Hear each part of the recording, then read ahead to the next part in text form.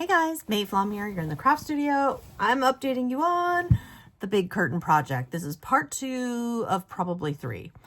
I say probably 3 because I have in my head what we're going to make and do in part 3, but it could become part 4 if we get too technique heavy, right? Okay, so first of all, hello. Hope you're doing well. Hope you're having a great week. If you see the kind of purplish storage unit behind, if you see the closet mess, let's pretend that's not there. You see the kind of purplish unit? That is freshly spray painted and now getting the mixed media Mayflom treatment on the sides and the back. So that's a lot of fun. I'll be having another video, probably just shorts, but we'll see about that coming. So if you're watching this, stay tuned for that. So today we're talking the curtain project. This took, I want to say we're 4 bobbins deep. Okay, so 4 bobbins of bobbin thread deep is a lot of bobbin thread. And it took that many to get the panels sewn. So what you're going to notice is at the bottom, the bottom is not even, because when I made these strips, I cut them in 2 inches or 3 inches wide. And then 2 to 3 pieces of fabric got sewn together to make long strips. I did not measure them. Okay, that's a level of pickiness I was not interested in. I just knew they had to be at least as long as my desk. So as long as they were as long as my desk, didn't measure. We'll get to that in a minute. So the hours and hours and hours and hours and bobbins of thread was spent starting at the top, and you can see the top's even-ish. We're going to call it even-ish because I wasn't super picky, because some of this top has to get trimmed off anyway. So started at the top, and the rules were this. I would grab a strip as long as it was not the same color or same pattern as the strip next to it, it got put on. If it was the same, I'd pick a different strip from the pile, and over and over and over again until I don't remember, was it 100 something strip, whatever it was, until all the strips were sewn together in 4 panels like this.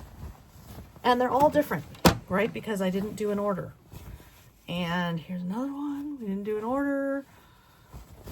Okay. And number 4 is on the window. So that was the next step. Okay. Got all of these sewn, nothing special, just literally sewing the strips together one at a time, doing a lot of seam ripping because I would forget and one would not be right sides facing together. So I'd have to seam rip and then redo it. A lot of time, a lot of energy, but we're there. Okay. We have all 4 panels done. And I have decided for this project, we're kind of approaching it as a batch project, meaning we cut all the strips. We sewed all the strips into the panels. Next, we are going to be finishing the sides. So the very edges, you can see it's already fraying. We don't want that. So we're going to be folding it over, giving it a little iron, and I think white contrast stitching would be cute. So we're going to do a little white contrast stitch up the 2 sides of each panel. And then on the top, same thing, but with easier to show you than tell you, right? Possibly if I can find one end here. So the top, we're just going to be making fancier than this, but you get my point. Making the loop so that it can go, so that the rod can go through, right? So I need the top to have a loop. I don't know if I'll do anything fancy along the top or anything like decorative contrast along the top. I've been thinking about it. So I'm giving myself a couple of days. I'm going to hang these all up with pins. I'm going to prop these all up on the windows and let myself stare at them for a few days and think about, do I want a solid color strip in the opposite direction as the very top to make a contrast? Do I want a line of buttons and beads and things sewn along that top line? Do I want anything else fancy or funky? We're going to figure that out. After that's done and after the tops and the sides are all sewn up, then if I'm adding any trims, any little ribbons along in here, words, I was going to stamp and write lyrics and quotes and things that I like on the solids. Any decorating that I'm going to do will then happen. Then they go up. They go up. And when they go up, I'm probably not going to back them with a solid fabric backing to make them finished on the back, because that's 8 yards of fabric, and fabric is not free.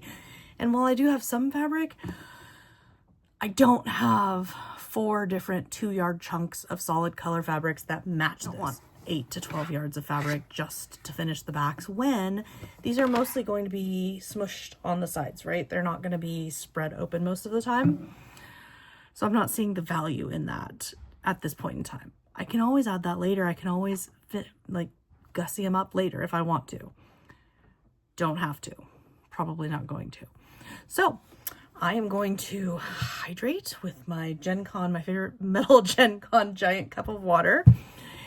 And I'm going to let myself have a few days to think this over and think about the next part. This is a very visual project and a very complicated project, meaning at each step, I'm having to look at it and saying, okay, well, this is what it looks like. So do I still think my original idea is a good one? Do I need adjustments? Do I need to maybe think about doing this a little differently?